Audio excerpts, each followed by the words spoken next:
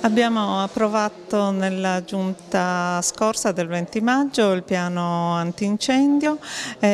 contiene le linee guida per le amministrazioni, per tutti gli enti che concorrono alla lotta agli incendi, alle attività di previsione e di prevenzione.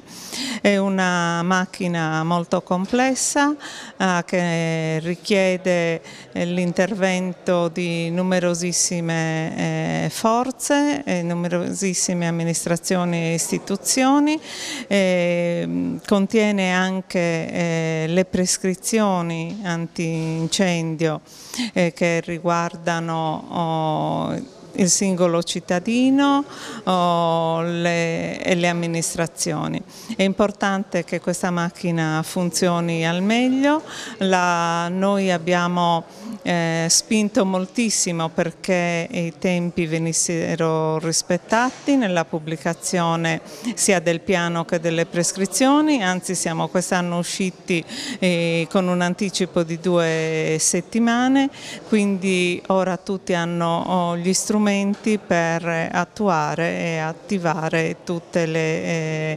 attività necessarie per iniziare la campagna che ufficialmente inizia il 1° giugno. La prevenzione rappresenta lo strumento principale per poter contrastare il fenomeno degli incendi in Sardegna, a partire da quella che deve essere garantita a livello locale, con particolare riguardo alla tutela della pubblica incolumità e alla sicurezza urbana. Quindi è necessario che ogni comune adotti un piano di protezione civile per il rischio incendi, ma questo non basta, è necessario che tutti i cittadini conoscano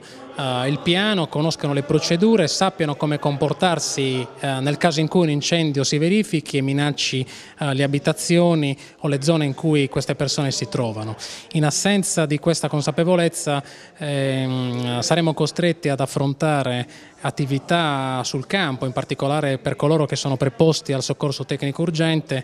finalizzate alla messa in salvo delle persone, e non è detto che sempre poi le attività vadano a buon fine. Quello con la campagna antincendi è un appuntamento che si ripresenta puntuale ogni anno e puntualmente purtroppo il problema degli incendi è affidato solo a chi li spegne. Per contro il mio appello è a tutti i cittadini, i quali sempre più spesso responsabilmente concorrono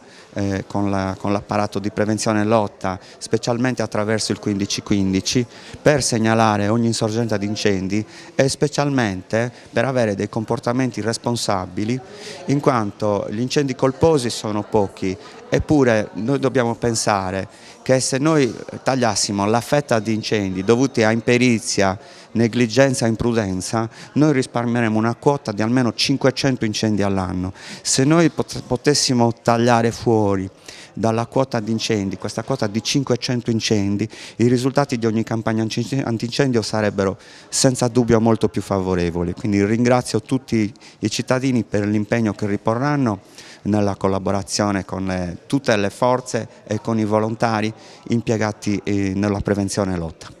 Il Corpo Nazionale dei Vigili del Fuoco chiede a tutti i cittadini che abitano in Sardegna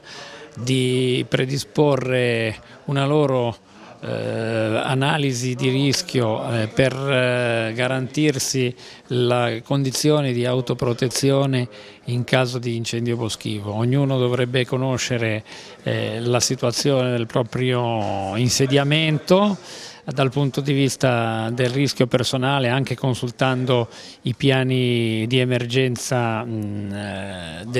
comunali per il rischio incendio boschivo, predisporre una procedura da attuare in caso di emergenza per assicurarsi l'incolumità personale, anche nel caso in cui, come spesso accade durante le gravi emergenze, il proprio insediamento non fosse immediatamente raggiungibile dai mezzi di soccorso dei vari enti che concorrono. Questa dell'autoprotezione riteniamo sia il messaggio più importante e la sensibilizzazione più importante da fare per chiunque vive, abita e frequenta la nostra isola nei mesi estivi. Sono in rappresentanza dell'ente Foreste, che è l'ente maggiormente impegnato come numero di mezzi e uomini nella campagna AIB. una diffusione capillare su tutto il territorio della Sardegna, quindi una conoscenza molto del territorio, un'ottima conoscenza del territorio, e questo consente di poter sfruttare in maniera sinergica tutti i nostri operatori in lotta A e B e il parco mezzi che consta di circa 320 mezzi assieme a tutti gli altri soggetti coinvolti sotto la direzione del Corpo Forestale.